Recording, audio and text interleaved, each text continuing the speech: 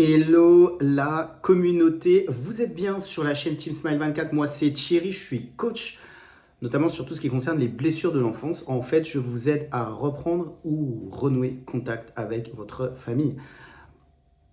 Je vous donne l'exemple de moi, ce que j'ai vécu avec mon père durant tout ce mois de mars. Et je vous explique justement ce que j'ai vécu. Si vous avez vécu la même histoire, ou alors si vous êtes encore dans une histoire où vous avez un père qui n'est pas présent avec vous. Alors, hier, ce que j'abordais, c'était la rencontre. C'est-à-dire que j'expliquais que j'avais fixé un rendez-vous avec mon père pour pouvoir discuter avec lui après toutes ces années où on n'avait pas échangé ensemble et où, pour moi, c'était beaucoup plus important de le rencontrer en vrai que de continuer à discuter par téléphone et par SMS. Alors, ce qui s'est passé, c'est qu'on a fixé un rendez-vous assez rapidement. J'ai été chez lui. Et voilà, déjà beaucoup d'émotions. J'arrive, voilà, enfin, on commence, voilà, on se regarde. J'avoue que j'avais vraiment le cœur qui battait énormément. Je savais, voilà, j'avais pas mes marques en fait. J'avais pas mes marques, je savais pas trop comment faire. Vous rencontrez quelqu'un avec qui déjà vous n'avez pas forcément vécu, vous n'avez pas été proche avec cette personne, et puis voilà, vous êtes amené à la rencontrer, voilà, tout d'un coup. Donc voilà, j'avais pas forcément mes marques. Par contre, c'est vrai que j'avais une idée de ce que j'avais besoin de lui dire.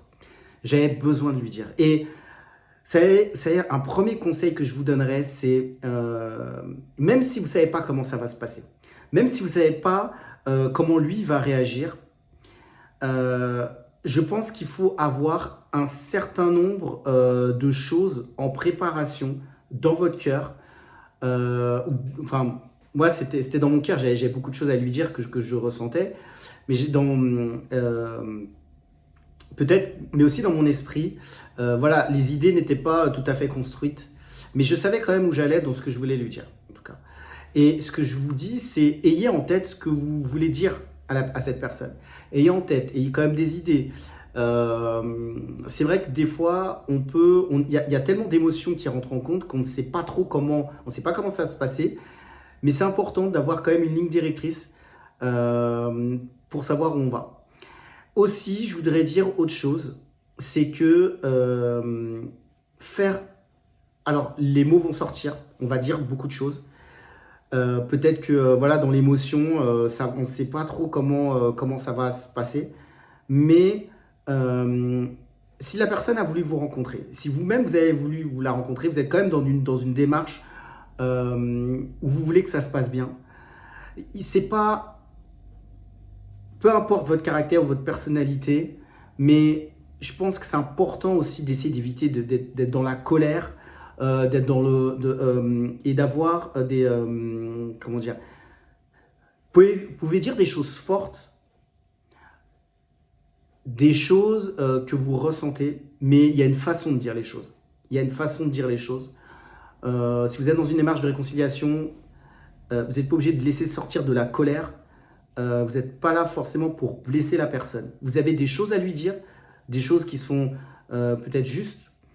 Et peut-être qu'aussi la personne va vous répondre, mais il y a une manière de dire les choses. Il y a vraiment aussi une manière de dire les choses, il y a une manière de s'exprimer par rapport à cette personne.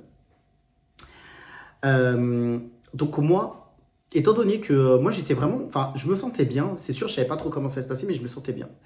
Et, euh, et en fait, quand je suis arrivé, comme je lui dis, voilà, on se pose, on va discuter, on va échanger, on s'est posé, on s'est mis devant on s'est mis voilà, devant une table, et puis on a commencé à parler. Et j'ai commencé justement à lui dire, papa, j'avais besoin de te parler parce que effectivement, toutes ces années, on n'a pas discuté. Je pense que tu as bien fait de reprendre contact avec moi. De moi-même, je serais pas revenu forcément. Je serais pas revenu. Je lui ai dit tout de suite que je serais pas revenu vers toi directement parce que c'était peut-être aussi lourd pour moi, c'était dur pour moi. J'avais dans mon cœur, je sentais pas que c'était simple, en fait, de pouvoir revenir vers toi, mais tu as eu raison, en tout cas, de toquer plusieurs fois à la porte. Enfin, c'est cette image que j'utilise, parce que moi, je l'aurais pas fait, enfin, je ne serais pas revenu vers toi.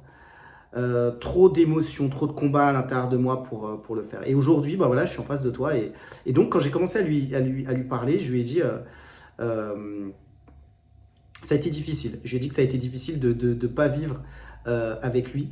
Ça a été difficile toutes ces années où voilà, on était en alternance, de ne pas avoir eu un père qui était présent. Et en fait, conseil aussi, quand vous parlez, euh, mettez aussi du contexte et dites-lui vraiment ce que vous ressentez au fond de vous. Parce que la personne, moi, je ressentais vraiment que là, j'étais dans un cœur à cœur et et je le regardais dans les yeux. Et j'ai commencé à lui dire ces choses-là vraiment d'une manière tout à fait. Enfin, j'étais hyper sincère et ce que je regardais ses yeux et je voyais il était à l'écoute. Il était à l'écoute parce que là, on était dans un dialogue, dans un échange où il y avait. Là, il n'y avait pas d'échappatoire, quoi. On était là, on était entre hommes, on avait besoin de discuter l'un et l'autre parce que je pense qu'aussi, je ne sais pas si je l'avais dit précédemment, mais je pense qu'il s'attendait, il avait aussi besoin d'échanger avec moi et il avait aussi besoin d'écouter ce que j'avais à dire. Je pense qu'il avait besoin d'entendre, voilà, Thierry, toi, qu'est-ce que tu veux me dire? Qu'est-ce que toutes ces années elles sont passées? Qu'est-ce que tu as sur le cœur? Qu'est-ce que tu veux me dire? Moi, c'est vrai que j'ai essayé de reprendre contact, mais je ne sais pas vraiment ce que tu penses. Et je pense que l'autre aussi a besoin d'entendre ce que vous avez à dire. Parce que elle ne connaît pas, peut-être pour elle, la démarche aussi a été difficile. Et je pense que mon père avait besoin aussi d'entendre ce que ce que j'avais à lui dire. Euh, donc, on est dans cet échange, on est dans cette discussion. Moi, je commence voilà, à dire ce que j'ai à lui dire par rapport à ces années. Il y a beaucoup de choses qui remontent en moi et je pense aussi que euh, alors les émotions vont partir peut-être d'une certaine façon, mais faut les laisser venir, mais essayer au moins de ne pas trop avoir de colère, même si elle est là. En tout cas, d'essayer d'être dans une discussion. Et je vais... Alors, c'est une discussion qui a été très très intéressante. Euh, je vais m'arrêter là pour aujourd'hui. Je vais vous raconter justement la suite, parce que c'est... Voilà, c'est... Ça a été assez fort et je vais vous je vous raconterai la suite justement dans une prochaine vidéo. C'est ces moments qu'on vit avec cette personne et on a besoin voilà, de partager, de vivre des choses. Et vous en saurez plus très rapidement. Comme d'habitude, en bas de cette vidéo, j'ai mis un sondage où je vous propose de me dire comment vous voulez que je puisse vous apporter encore plus de valeur. J'ai pensé à une newsletter, j'ai pensé à un live Instagram ou YouTube sur les blessures de l'enfance et j'ai aussi pensé à de la documentation sur les héritages culturels. En quoi ça consiste et qu'est-ce que c'est? Je vous parle aussi de coaching gratuit avec moi. J'ai mis un calendrier en bas de cette vidéo. Si vous avez besoin d'avoir une oreille attentive à ce que vous vivez, eh ben, je serais ravi de pouvoir tout simplement vous écouter. C'est tout pour aujourd'hui. Je vous dis à très vite, très prochainement pour une prochaine vidéo sur Team Smile 24.